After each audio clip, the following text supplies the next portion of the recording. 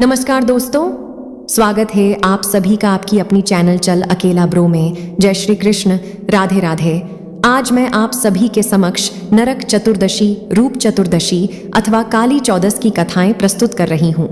दिवाली से एक दिन पहले मनाए जाने वाले इस पर्व को छोटी दिवाली, नरक चतुर्दशी या रूप चौदस अथवा काली चतुर्दशी के नाम से जाना जाता है।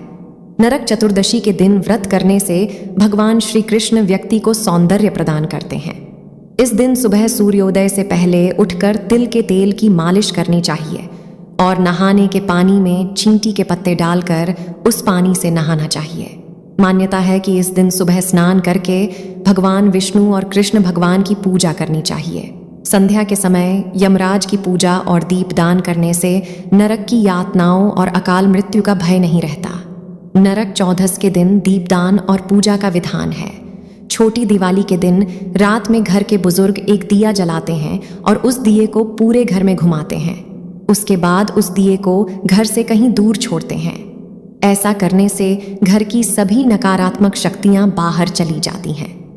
नरक चतुर्दशी के दिन मां काली की आराधना का विशेष महत्व है। काली मां के आशीर्वाद से शत्रुओं पर विजय प्राप्त करने में सफलता मिलती है।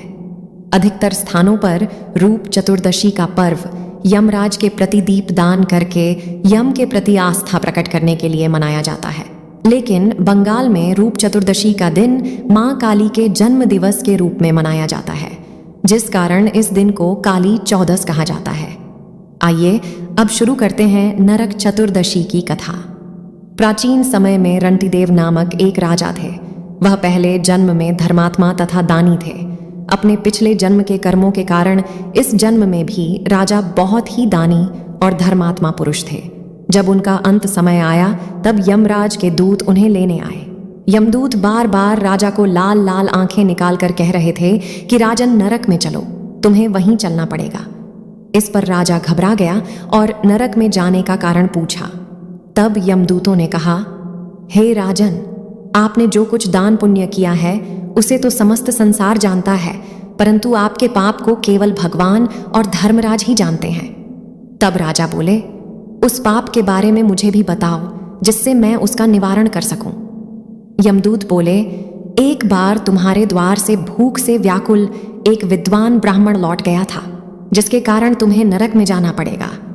यह सुनकर राजा ने हाथ जोड़कर यमदूतों से प्रार्थना की कि मुझे 1 वर्ष का समय दें ताकि मैं अपनी गलती को सुधार सकूं और अनजाने में हुए इस पाप का प्रायश्चित कर सकूं। तब राजा के सत्कर्मों को देखते हुए यमदूतों ने उन्हें 1 वर्ष का समय दिया। अब राजा अपनी भूल को लेकर बहुत ही पश्चाताप कर रहे थे। साथ ही उन्हें चिंता हो रही थी कि वह इस पाप से मुक्त कैसे होंगे। तब राजा ने ऋषियों के पास जाकर उनसे अपने पाप की मुक्ति का उपाय पूछा। तब आर्षिगण बोले, हे राजन, तुम कार्तिक मास के कृष्ण पक्ष की चतुर्दशी का व्रत करना तथा भगवान श्री कृष्ण का पूजन करना, ब्राह्मणों को भोजन करवाना तथा दान आदि देकर अपने अपराधों के लिए क्षमा याचना करना, तब तुम पाप मुक्त हो जाओगे। राजा ने ऋषियों के कहे अनुसार नियम पूर्वक पूरे विधि विधान से नरक चतुर्दशी का व्रत किया। नरक चतुर्दशी के व्रत के प्रभाव से राजा रंतिदेव वैकुंठ लोक को प्राप्त हुए। इस प्रकार नरक चतुर्दशी की पहली पौराणिक कथा पूर्ण हुई। आइए अब जानते हैं रूप चतुर्दशी की पौराणिक कथा। कार्तिक मास की कृष्ण पक्ष की चतुर्दशी को श्री कृष्ण भगवान ने नरकासुर नाम के राक्षस का वध किया था। इसी कारण इस दिन का नाम नरक चतुर्दशी पड़ा। ऐसा कहा जाता है कि किसी स्त्री के हाथों नरकासुर का वध हो सकता था, इसलिए भगवान श्री कृष्ण ने अपनी पत्नी सत्यभामा को सारथी बनाया और सत्यभामा की सहायता से ही श्री कृष्ण भगवान ने नरकासुर का वध किया। नरकासुर ने 16,000 कन्याओं को अपने पास बंदी बना रखा था। श्री कृष्ण भगवान ने इस राक्षस का वध करके उन सभी कन्याओं को नरकासुर के बंधन से मुक्त करवाया।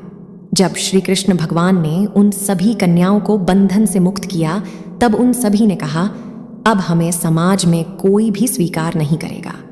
ऐसे में उन सभी 16,000 कन्याओं ने श्री कृष्ण भगवान से प्रार्थना की कि हे भगवान, कुछ ऐसा उपाय करें जिससे हम सबको समाज में फिर से सम्मान प्राप्त हो सके।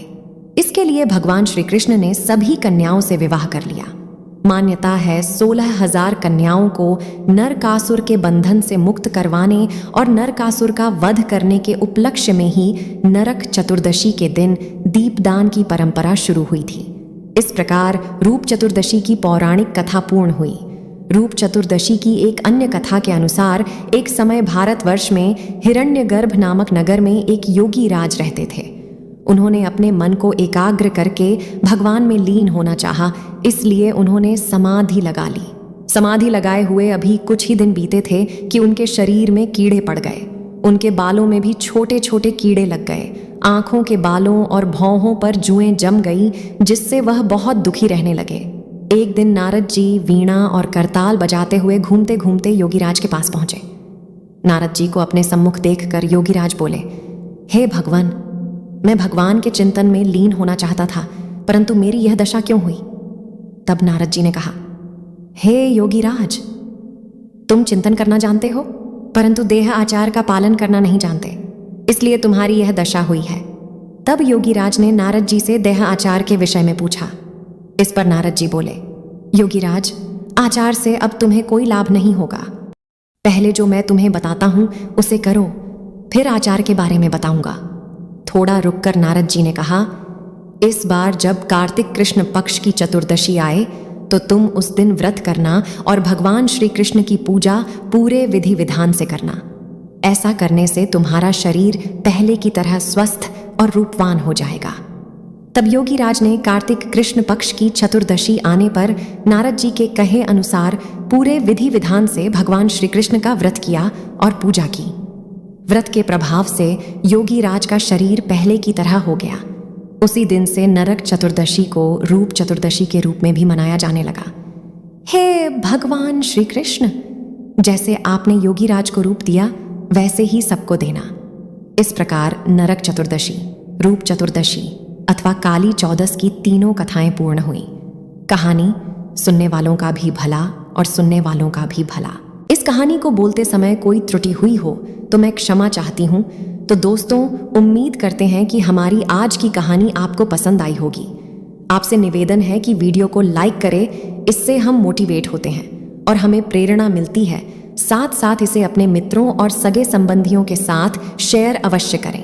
ऐसी ही और भी धार्मिक और आध्यात्मिक जानकारियां और कहानियों के लिए सब्सक्राइब करें हमारे YouTube चैनल को और कमेंट बॉक्स में जय लक्ष्मी नारायण लिखकर भगवान को याद जरूर कर लीजिए।